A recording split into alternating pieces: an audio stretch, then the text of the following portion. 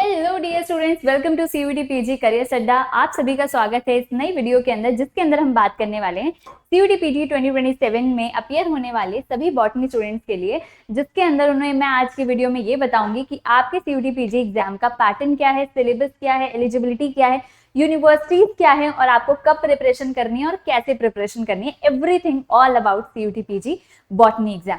तो अगर आप चैनल पे नए हो तो सब्सक्राइब करना और इस वीडियो को एंड तक देखना, बिकॉज ये आप लोगों के लिए बहुत हेल्पफुल होने वाली है। तो let's just get into the video. And सबसे पहले देखो हम बात कर लेते हैं एलिजिबिलिटी की। एंड एलिजिबिलिटी की मैं जब भी बात करूंगी सबसे पहले आपको ये क्लियर कर देती हूँ कि यहाँ पर एज लिमिट जो है कुछ भी नहीं है। यहाँ पर आपकी एज लिमिट कुछ नहीं है, आपके पास बस बैचलर्स डिग्री होनी चाहिए। बैचलर्स डिग्री या तो आप इसके अंदर अपीयरिंग हो कि आप इसमें अपीयर हो रहे हो, मतलब कि फाइनल ईयर में हो, फाइनल ईयर से अपनी प्रिपरेशन करना स्टार्ट कर दो, या फिर अगर आप पास आउट हो तो भी। तो आपके जो फाइनल में आपके 50 से 55% मार्क्स एटलीस्ट होने चाहिए अगर आप टॉप यूनिवर्सिटी में जाना चाहते हो। अगर आप थोड़ी टीयर 2 की यूनिवर्सिटी में या टीयर 3 की यूनिवर्सिटी में जाओगे तो आपके 45% के अप्रॉक्स भी चलेंगे, लेकिन अगर आपको टीयर 1 यूनिवर्सिटी में जाना है तो एटलीस्ट आपके पास 50 से 55% बैचलर्स डिग्री में होने चाहिए। ठीक है, तो जो अपीयरिंग स्टूडेंट होंगे वो फॉर्म कैसे फिल करेंगे, वहां पर डाल देंगे कि हम अपीयरिंग है, तो जब आपका रिजल्ट आ जाएगा तो आप काउंसलिंग के टाइम पे उसको सबमिट कर दोगे। ठीक है, सिंपल सा प्रोसीजर। और जो पास्ड आउट है वो वहां पर लिख देंगे कि मैं पास्ड आउट हूँ। और अगर आपका बीच में गैप था तो अगर यूनिवर्सिटी गैप सर्टिफिकेट मांगती है तो उसके अंदर आपको उसे सबमिट करना पड़ेगा काउंसलिंग के टाइम पे। ठीक है, चलो आगे चलते हैं, एग्जाम पैटर्न की बात कर लेते हैं। तो एग्जाम पैटर्न की अगर मैं बात करूं तो आप सबको पता है कि ये सीबीटी मोड का एग्जाम है, कंप्यूटर बेस्ड टेस्ट है ये आपका। और ये जो पेपर आपका आता है वो आता है बाइलिंगुअल, मतलब आपका इंग्लिश और हिंदी दोनों में अवेलेबल होगा पेपर आपका, तो जिसमें भी आप पढ़ के कंफर्टेबल हो आप वो कर सकते हो। दूसरी चीज, यहाँ पर जितने भी क्वेश्चंस आएंगे वो सारे एमसीक्यूज होते हैं। यहाँ पर कोई भी एनएटी एमएसक्यू वाले टाइप नहीं होते। आपके एमसीक्यू में 4 ऑप्शन होंगे, एक आपको उसमें से चूज करना है। अब यहाँ पर एमसीक्यू आपके 75 मिलेंगे, जिनको आपको 90 मिनट्स में कवर करना है। ठीक है, अब बॉटनी का एग्जाम देखो थोड़ा सा मॉडरेट टू टफ के बीच में आया था लास्ट ईयर भी। और यहाँ पर बॉटनी की जो स्पेसिफिक यूनिट्स है मैं अभी आपको सिलेबस बताऊंगी, वो बहुत ज्यादा इंपॉर्टेंट है, आपको उन्हें अच्छे से करना पड़ेगा। ठीक है, मैं भी आपको सारी चीजें बताऊंगी। 90 मिनट्स में आपको 75 क्वेश्चन करने होते हैं। अब जब भी आप इनको एक क्वेश्चन एक क्वेश्चन को आप करेक्ट करते हो तो आपको +4 मिलता है।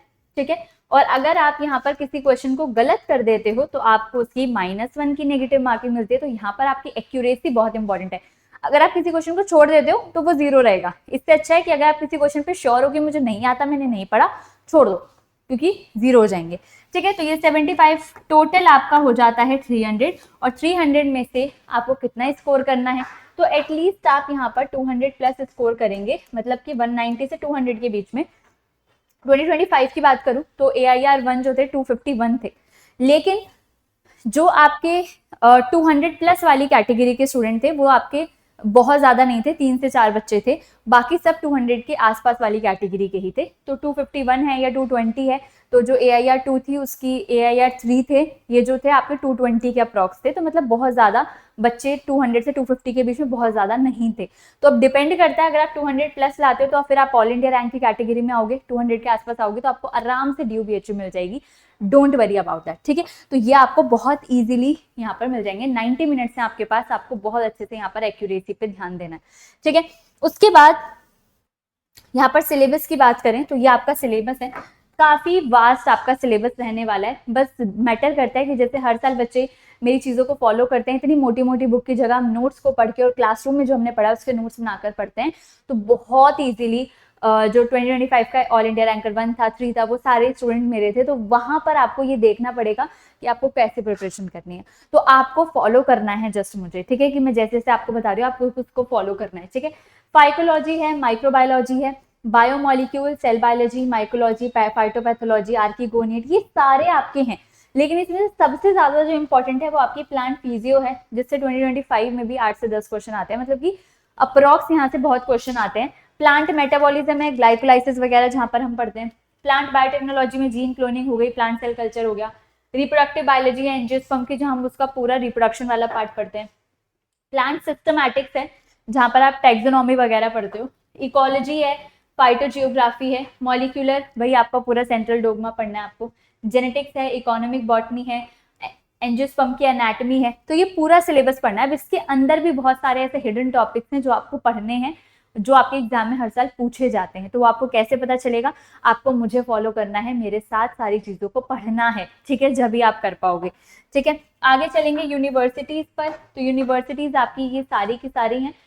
टॉप आपके जो बच्चे कंपीट कर रहे होते हैं वो DU और BHU के लिए कर रहे होते हैं, और इनके लिए मैंने आपको स्कोर बताया कि एटलीस्ट आपका 190 के अप्रॉक्स होना चाहिए। तो आप अगर इतना अच्छा स्कोर कर लेते हो तो आपको इजीली मिल जाएगा। और अगर मैं लास्ट कट ऑफ तक बात करूँ तो 170-180 के अप्रॉक्स भी चली जाती है, और अदर कैटेगरीज की और भी कम हो जाती है। लेकिन आपको सेफ साइड पे रहना है, 190 से 200 के बीच में एटलीस्ट स्कोर आपको करना है। तो अपना टारगेट कभी भी कम मत रखना, क्योंकि एक्चुअल फिर और भी कम आएगा। ठीक है, तो टारगेट हमेशा हमारा ज्यादा होना चाहिए। अब आपको अपनी प्रिपरेशन कैसे करनी है? तो यहाँ पर आप बॉटनी के बैच में जुड़ सकते हैं, दैट इज फ्लोरा बैच। ठीक है, तो यहाँ पर आपको लाइव क्लास मिलेगी, आप उसकी रिकॉर्डिंग देख सकते हो, नोट्स मिलेंगे, यूनिट वाइज टेस्ट होंगे आपके। ठीक है, डाउट सेशंस होंगे, ग्रुप्स होते हैं जहाँ पर आप अपने डाउट्स को क्लियर आउट कर सकते हैं, हर चीज़ होती है। महापैक में ये होता है कि आपके जो पुराने बैचेज हैं, नए बैचेज हैं, और आगे आने वाले पूरे साल के जितने भी नए बैचेज आएंगे सारे के सारे आपको फ्री में यहाँ पर एक्सेस मिलता जाता है। साथ में यहाँ पर एडिशनल आपके फुल लेंथ मॉक टेस्ट भी मिलते हैं। अब कुछ बच्चे ऐसे हैं जो बॉटनी के साथ साथ लाइफ साइंस या जूलॉजी की भी प्रिपरेशन कर रहे हैं, तो वो 3-in-1 वाला महापैक ले सकते हैं, क्योंकि इनको यहाँ पर तीनों ही सब्जेक्ट के सारे बैचेस मिलने वाले हैं, न्यू, अपकमिंग, प्रीवियस, सारे के सारे, सबके यूनिट वाइज टेस्ट और सबके फुल लेंथ मॉक टेस्ट भी आपको यहाँ पर ऑल इन सारा पैकेज आपको इसके अंदर मिल जाता है। तो अब आपको एनरोल कैसे करना है? एनरोल करने के लिए यहाँ पर मेरी मेल ID है, यहाँ पर अपना नेम लिखो। 3 चीजें आपको लिख के भेजनी है, नेम, अपना कॉन्टैक्ट नंबर, और थर्ड चीज है आपकी सब्जेक्ट। ठीक है, आपको ये 3 चीजें यहाँ पर मेंशन करनी है। जब आप ये तीनों कर लोगे तो आपका जो भी व्हाट्सएप कॉन्टैक्ट नंबर होगा उसमें आपको कॉन्टैक्ट करूंगी, एंड आप डायरेक्टली मुझसे बात कर पाओगे, अपनी सारी प्रॉब्लम का सोल्यूशन ले पाओगे। ठीक है, तो don't worry about that, I am always available to you, for you all guys. ठीक है, और अब आप मेरे स्टूडेंट हैं तो एक्स्ट्रा डिस्काउंट बनता है। तो ये कूपन कोड है AN Live, जिसको अगर आप अप्लाई करेंगे तो आप एक तो मेंटोरशिप में आ जाएंगे मेरी, दूसरी चीज आपको एक्स्ट्रा डिस्काउंट मिलेगा यहाँ पर मेरे स्टूडेंट होने का। तो इस कूपन कोड को आपको अप्लाई जरूर करना है, किसी को अप्लाई नहीं करना, इसको अप्लाई करना है। ठीक है, तो आई होप आपके मैक्सिमम सारे डाउट्स मैंने क्लियर कर दिए होंगे, और फिर भी अगर आपका कोई डाउट है तो डोंट हेजिटेट, एंड यहाँ पर आप मुझे कांटेक्ट कर सकते हैं, साथ में कमेंट सेक्शन में मेंशन कर सकते हैं। चैनल को सब्सक्राइब करना है, वीडियो को लाइक करना है, एंड कमेंट्स में मेंशन करके जाना है, और आप सभी को मिलके मेरे साथ CUET PG 2027 में अपनी रैंक को टारगेट करना है। ठीक है, so all the very best, thank you so much.